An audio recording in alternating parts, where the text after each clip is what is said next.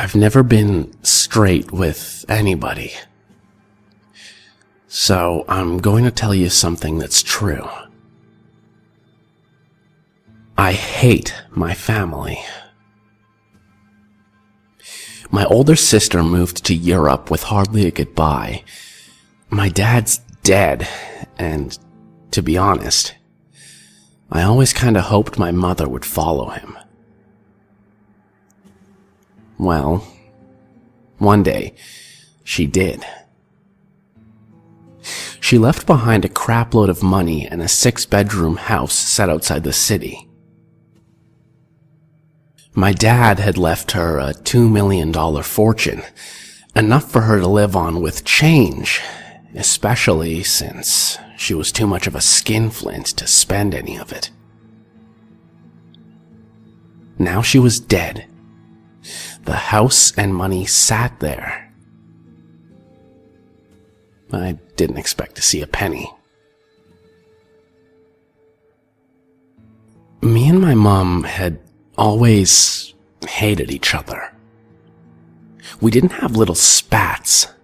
We had a full-on feud. And growing up, my cheeks would always be red from where she'd slap me. Sometimes she did it backhand and cut my face with her engagement ring. Yeah, we hated each other. It never got better when I matured, and she didn't mellow with old age. She just got more and more spiteful. By the time she died, we'd gone 5 years, 6 months, and 3 days without speaking.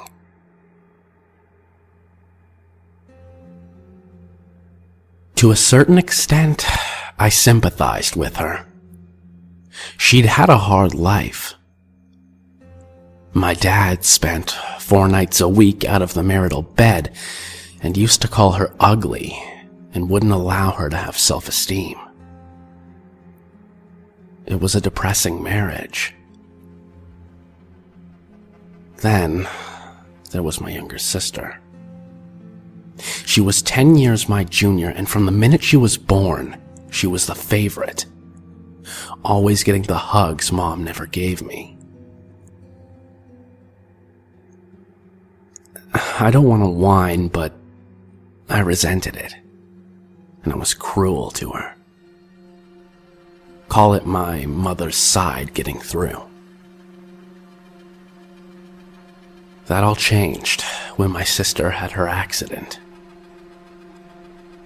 She fell 20 feet out of a maple tree and thumped her head on the floor.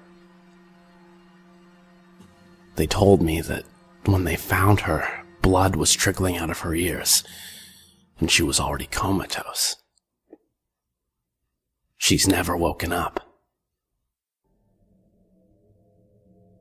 I told you earlier that I didn't expect a penny from the will, so you can imagine my surprise when our family lawyer told me that I was the sole heir. He was surprised too. $2 million and a 6-bedroom house were mine. But on one condition. I had to move in and become my sister's sole caretaker. Caring for a coma victim isn't hard, to be honest. You just have to listen out for irregular beeps on the machines they have her hooked up to. She had nurses who came once a day to check on everything, so I didn't have to really do a thing. And I was a millionaire for it.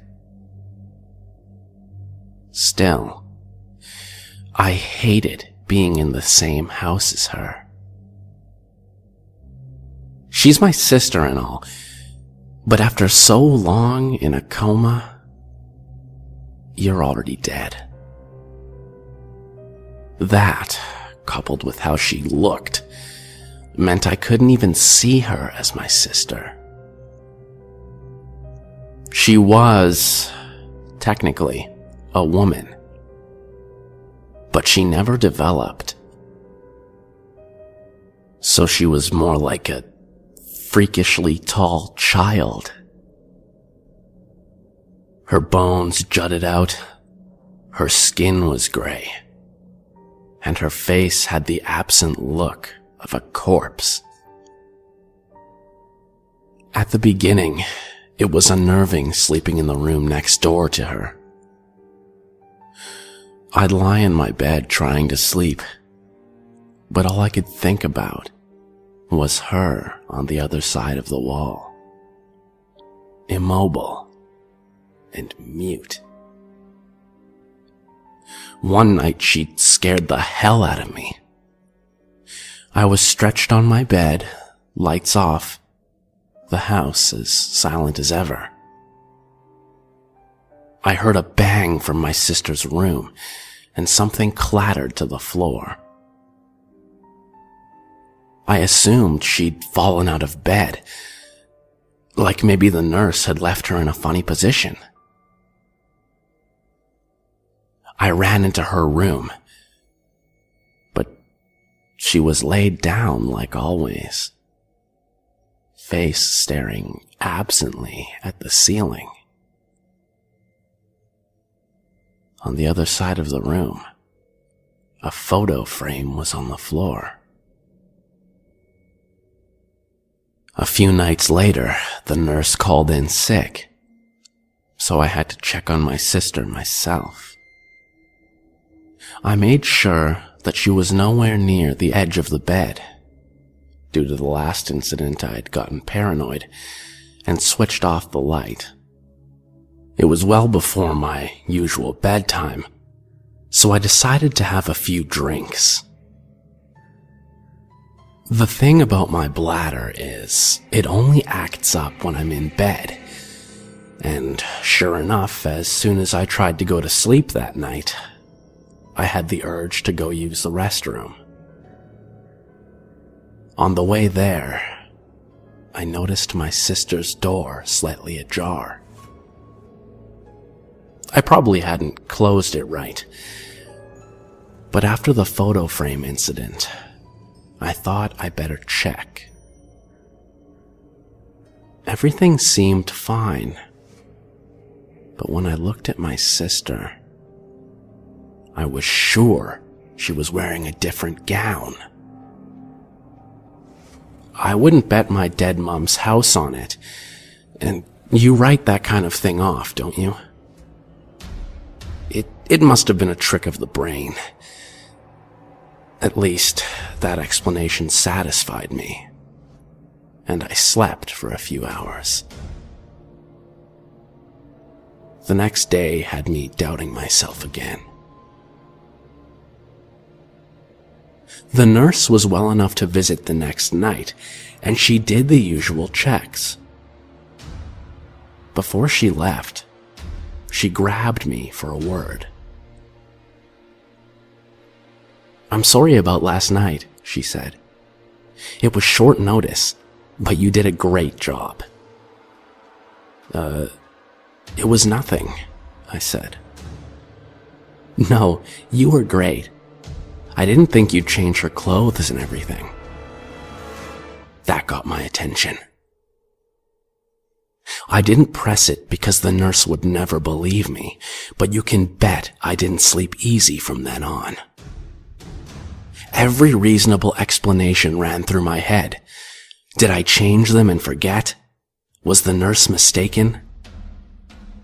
I didn't have a clue. All I know is, I never went in my sister's room from that point on unless I couldn't avoid it.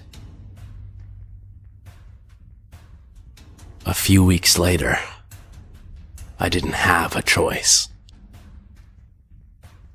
The machines she's hooked up to have alarms, and one night, they started making a racket. I got my ass into her room as quick as I could, and as soon as I did, the alarms stopped. It was a big relief. Then I looked in my sister's face. Her mouth was wide open, an enormous cavity aimed at the ceiling, the corners of her lips crooked. They said it was just a reflex.